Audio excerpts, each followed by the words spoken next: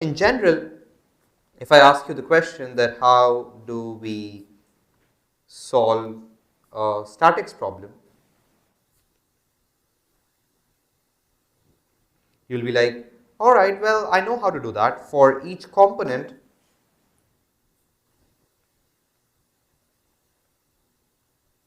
we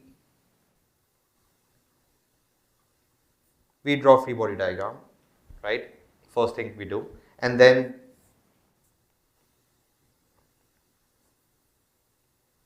we apply sum of moments to be equal to 0 and sum of forces to be equal to 0. If you guys remember, I think we have talked about this a bunch of times, but again, it's very important. In three-dimensional space, the first equation that you see that sum of moment is 0 is just 3 equations, right? Similarly, sum of forces is 3 equations. So in total, you have 6 equations, okay? You don't have a lot number of equations. So in general, we have limited number of equations. I'm not writing the word 6 there because you might have less than that. Okay, some of them will be trivial. So now the question that you want to ask is, now when solving a problem, that are there enough equations to find all the unknowns?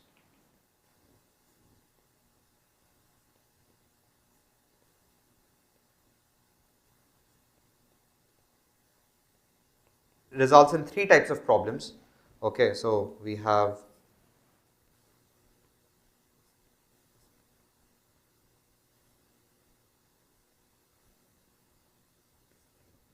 the first one, we call them as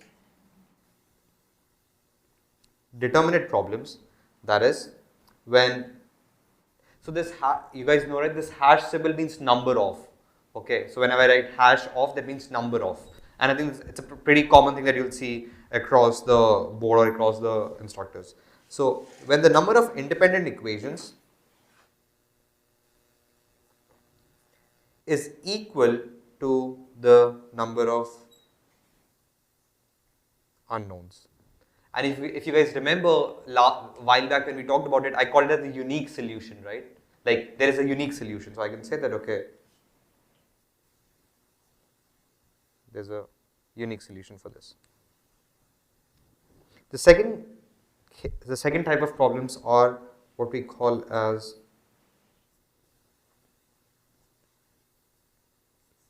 indeterminate problems. That is when number of independent equations are less than number of unknowns. Okay, so that means you have now the number of, you have just 2 equations, but you have 5 unknowns. Okay, well, you cannot solve for them, and this entire problem is called as indeterminate. That means, well, I cannot find the exact solution. I cannot tell you how much force is being acting because I do not have enough information, and that's what these problems are. And in general, we can say that these problems have infinite solutions. Like, well, 5 Newton will satisfy the problem, and so will 10 Newton. Okay, we don't know the answer. And the third scenario is what we call as impossible problems. Okay, and I guess you might guess that when that happens, when the number of independent equations is more than number of unknowns, and that's the case, what we also call as no solution. Okay, that is no case. There does not exist a world. I mean, there might exist a world, but at least not on Earth. It's not possible to satisfy these many equations with just a few unknowns. It's not possible. Okay, and we call them as the impossible case. Make sense? Let's see some examples of how these things come into picture. Okay, like, because to get a bit of idea about it.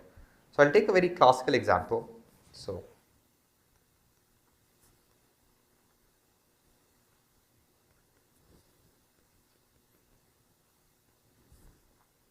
we have this pin joint, and we have this weird bent beam, okay, and let's say this was also connected to a pin joint, and I'm applying a force of 10 pound overhead, and I'm applying a force of 10 pound overhead. Find all the reaction forces and moments. Okay. Can someone help me out with the reaction forces? Let's say this is A, this is B. At A, what all forces should I expect? And when I say what are reaction forces, that means what is the force that this ground or this joint is applying on this rod? Yes. Reaction force upwards, perfect. So let me call that as, let's say, FA1. Reaction force to the left, okay. Is there any reason why you choose left over right? I'll just say left because there's a 10 pound force to the right. That's a good idea. But at the same time, I don't, like in general, you don't have to care about it, okay. Because it could be that, okay, well, one reaction force is in this direction, the other reaction force has to somehow compensate with the other one, right? So it's fine, like, I mean, just, yeah. So let's draw this FA2, okay, but it doesn't matter which direction that is. And for point B, yes. Yeah, and yeah, down or up, anything is fine. So in general, never worry about positive or negative signs, okay, it's always fine. So let's call this as FB1 and this is FB2. All right. How many unknowns do we have? Okay, 4 unknowns. How many equations do you have?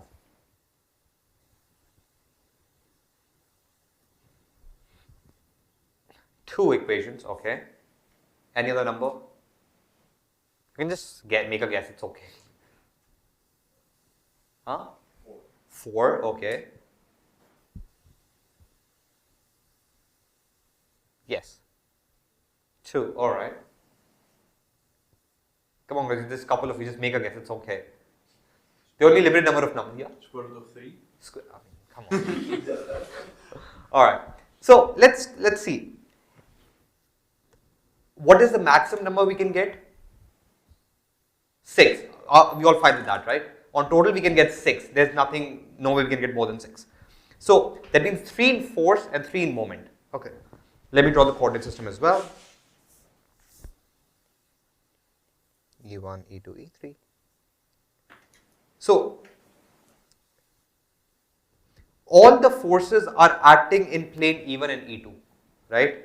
That means I can have something like sum of all the horizontal forces 0 and sum of all the vertical forces 0, right? So forces in x direction have to balance, forces in y direction have to balance. So this gives me 2 equations. Are we done here?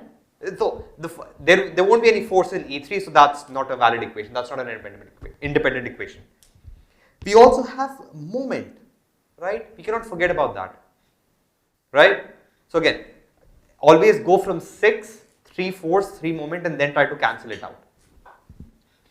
If you see, you take any point, all the moments are in E3 direction, right? All the moments.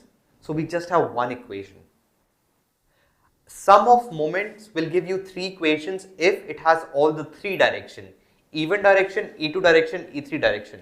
Given over here, all the moments are in E3 direction, so all in E3 directions, or at any point you can say, let's say point about A in E3 direction will be 0, and that give you one equation. So in total we have 3 equations. We have 3 equations, we have 4 unknowns. Can we solve this problem uniquely? No, we cannot. Does there exist a solution? Well, yes, it does. Like you can always assume one as 0 and it's fine, but it's not a unique solution. So we'll classify this as, hence, it is statically indeterminate.